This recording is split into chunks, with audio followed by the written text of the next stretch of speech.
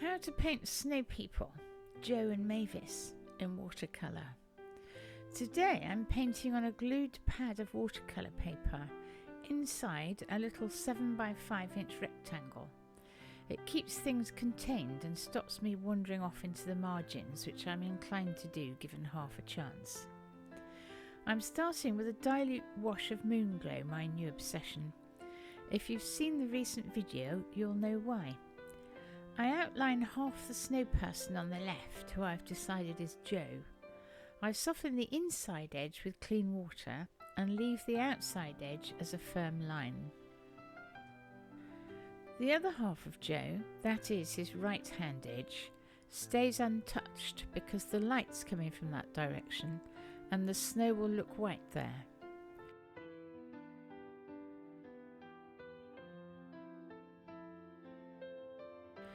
Then on the right we have Mavis. I outline her shadow side, soften that inner edge again and leave the light side alone.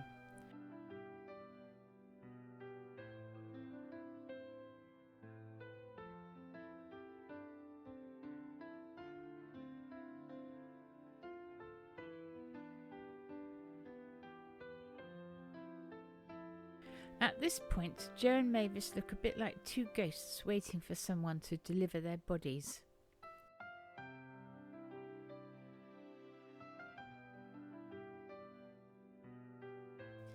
While they're drying, I move on to the sky. A swipe of Payne's grey, ultramarine and a bit of Dioxazine Violet, wet into wet.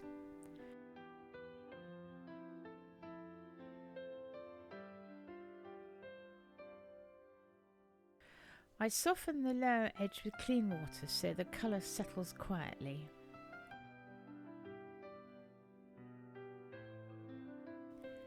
A touch of raw sienna warms the right hand side of the sky. Winter skies often have sun in them, even if the air still feels cold.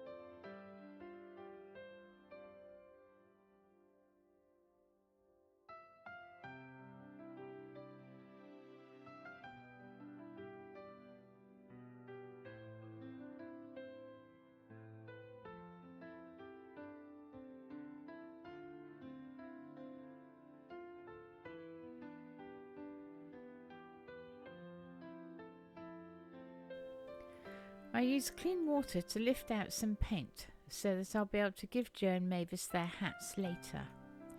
There is nothing worse than realising you've painted the sky straight through the place where the hat should be.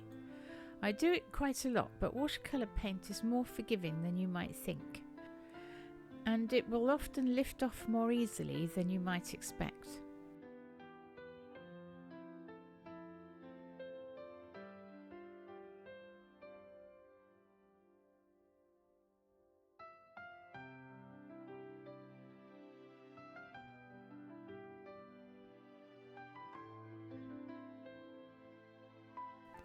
I also fiddle with the sky a little to stop it getting too dark.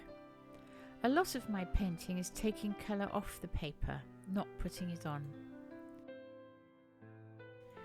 With a smaller brush and some burnt umber with a little light red, I block in the basic hat shapes. I deliberately let the colour underneath mix in. It gives a softer, more winter-worn look. Then I add a hint of Payne's grey on the shadow side. Now for scarves. Raw sienna and green. Yellow for Mavis, green for Joe.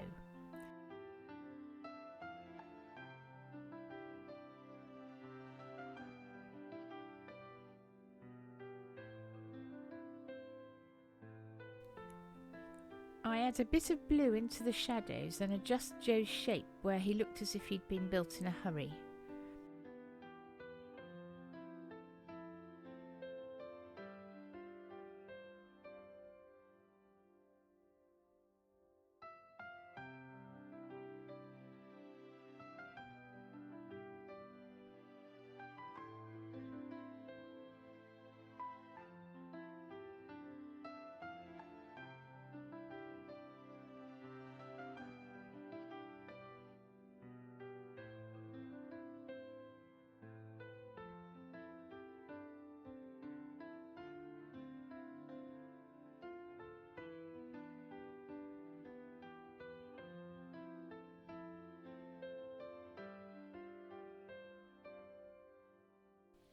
A little more Moonglow and Blue goes into the snow around them to settle them into their landscape.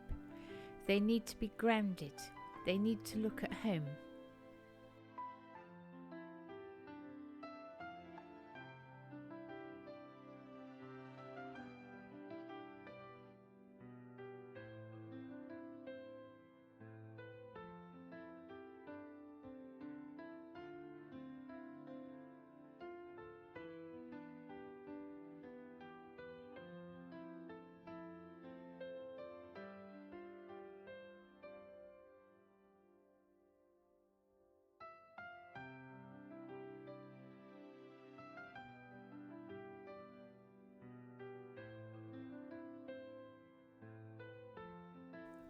The foreground now needs a midground, so I suggest a couple of distant hedges on rolling hills, a greyish green that stays politely in the background.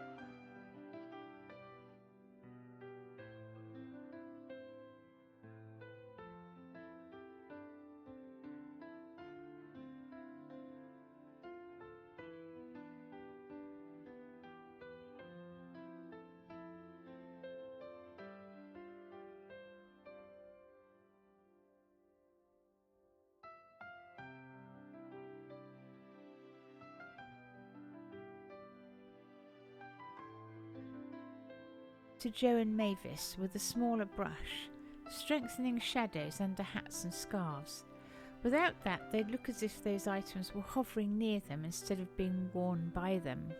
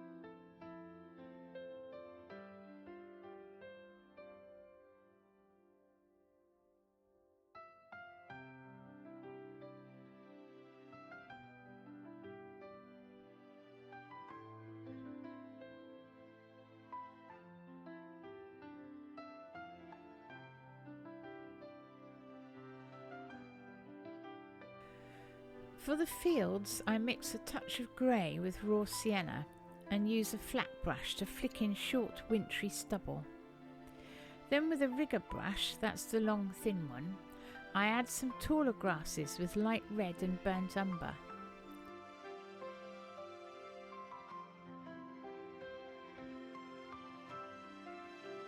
A little orange for the carrot noses, though the shadow usually eats most of it because everything is still damp. That's okay. I don't want to wait until the orange is dry, so that's going to happen. Grey for eyes and mouths and some stripes on the scarves. After I'd stopped filming, I added a couple of holly leaves and berries to Mavis's hat. She was pleased with these finishing touches. And that's Joe and Mavis. I'll probably end up painting more snow people because every time I finish one I think, Next time I'll try it differently. Thank you for watching and subscribing. Happy painting!